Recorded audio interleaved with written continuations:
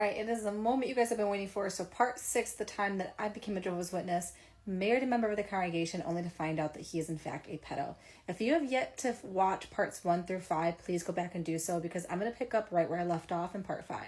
So in part 5, I had confronted the elder and was again hit with the same statement that they do not mingle their affairs with the authorities, and that if I wanted to submit a report, I would have to do so independently. So that's what I did. And mind you, again, my age, 19 years old, I've never done a report before. I've never contacted the police on anything before. So I contacted their non-emergency line. A nice woman picked up on the other line. She seemed very sweet. And I pretty much relayed all of the information to her. She had asked me if I had seen any evidence on the phone myself, like photos or videos, and to which I had to answer no.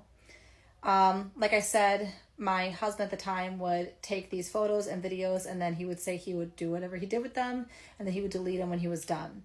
I did look at his phone and look through everything, and there wasn't anything on there other than what I had to go off of from what he was saying and confided into me. So I had to the lady, I don't have any physical, tangible photos or videos to share with you. No. I did say to her, however, we did see a psychologist together, and he did share some things with the psychologist, and I know there's going to be clinical notes of that. Can I get those to you? And she goes, well, that's the thing, because you guys are married, it would be considered joint therapy, and you would actually need written permission from him to have those records also released. And she was like, do you think that he would do that? And I was like, well, clearly not. And she goes, yeah. She goes, another thing is that this isn't the first time we've dealt with a scenario similar in the organization that you're affiliated with. She said, unfortunately, the elders there have their own judicial committee, and they haven't cooperated with us in the past.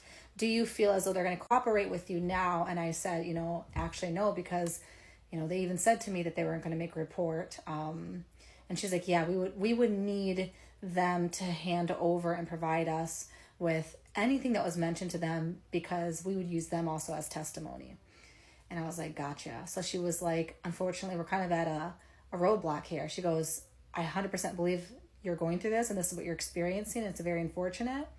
And she was like, but until you have some concrete evidence, or someone else comes forward and is willing to also provide some information too, she goes, then we can just bypass all that and send it up, and then, try to do an investigation with an actual report. She goes, but until we have that, unfortunately, there's nothing we can do right now at the moment. So that answers the question that you guys had with, well, why didn't you contact the police? Because honestly, it's not that simple.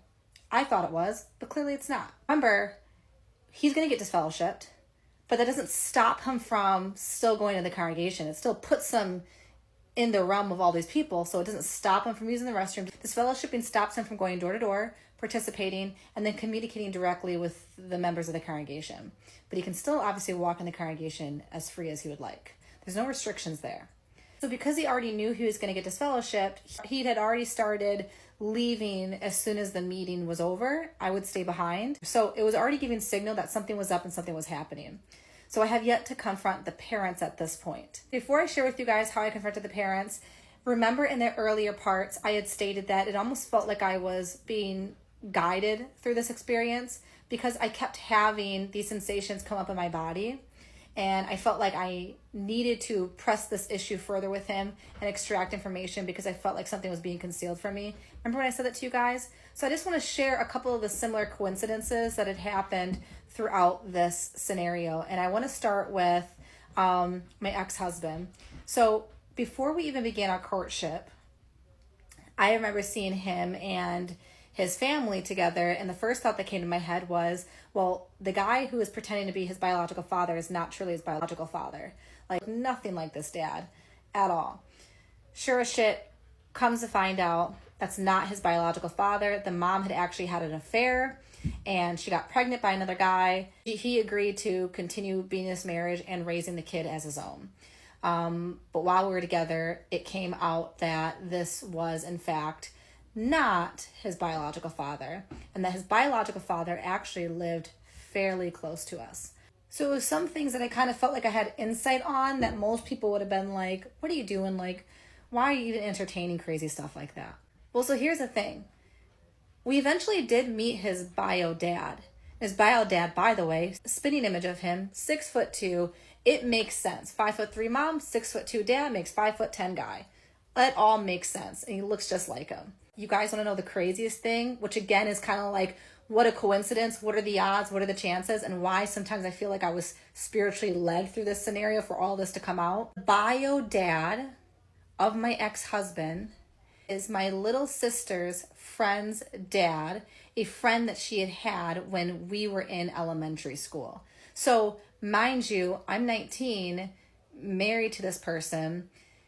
I had known who this dad was, his bio dad, the entire time because he used to come to our house to drop off his daughter for play dates with my little sisters. Guys, when I was like 10, 11 years old, what are the chances that not only would I end up going to the same school as this kid, but that my sisters would end up graduating with his half siblings, right? Because they didn't know that they even had a brother out there. This would be the half siblings. And that I knew who this dad was the entire time. Like, what are the chances? Already, I'm like, this is too bizarre. But wait till I tell you about this house. Red flag number one with this house. I would go and take boxes from the apartment to this house by myself solo. I enjoyed doing it because it was a few moments where I could actually just sit with my own thoughts and process what was happening. So as I'm bringing boxes from my car into the house, I have this door propped open. I actually have the keys to the house laying on my front seat of my car because I was constantly going in and out of it. My windows were all rolled down in the car, so I just kind of left the car keys right on the front seat there. So I'm going in and out of this house. It's a small house. It was built in 1930s. And I know nothing at this time about the previous owner. So I'm bringing boxes in and out. I have the door propped open. I come out of the house, and as I'm about to go and put my hand on the door handle to the vehicle, I hear a loud slam. And it was enough to startle me. It is a beautiful sunny day. It's in the summertime. There's not an ounce of wind in the air. It's hot, it's scorching, and again, I'm by myself, and I'm new in this little area. This door slams, and at first I'm kind of like, who just walked in my house? Because there's no way that door slammed. I've been going in and out this entire time. So I'm like, okay, weird.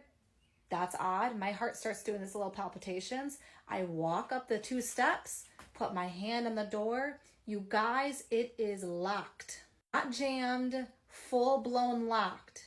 So my heart again is now beating out of my chest because I'm like, why is this door locked on me?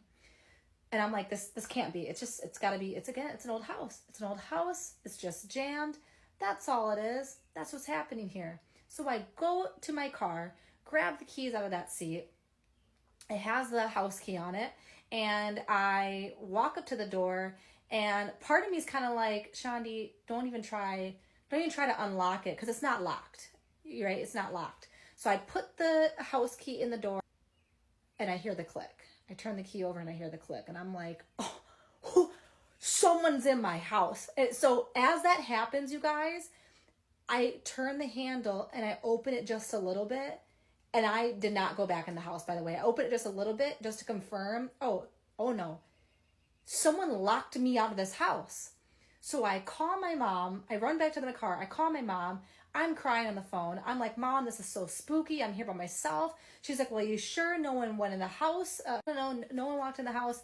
I'm sure of it. I've been going back and forth this entire time. And she's like, are you sure it's not a squatter? You know, the house sat empty for a little bit. You sure no one's actually in the house? And I'm like, I'm sure like something would have happened by now. I've been coming here by myself. And so I was like, you know what? Stay on the phone with me. I'm just going to go fish it out first. So I had her stay on the phone with me. I walk around this entire house. Clean. Nothing. Not a person in sight. My ex's family had got this house for a fairly cheap price.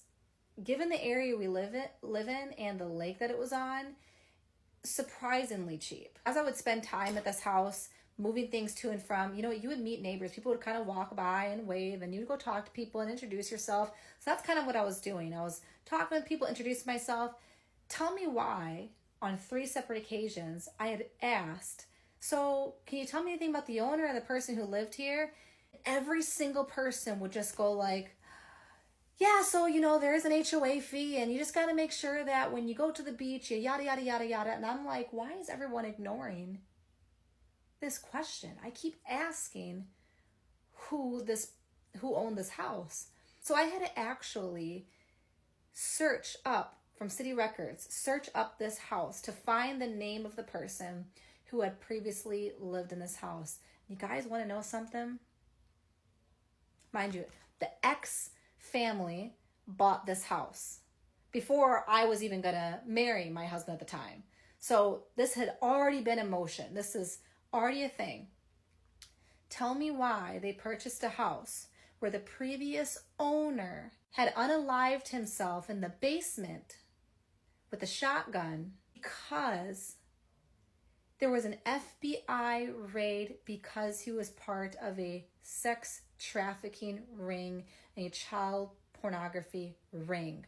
You guys, what are the chances that we would move into a house like that, and that was the scenario behind that house unbeknownst to us? Like, literally, what are the chances? And the craziest part is that one of the confrontations I have with the parents is going to be in this house. And I'll share that with you guys in the next part.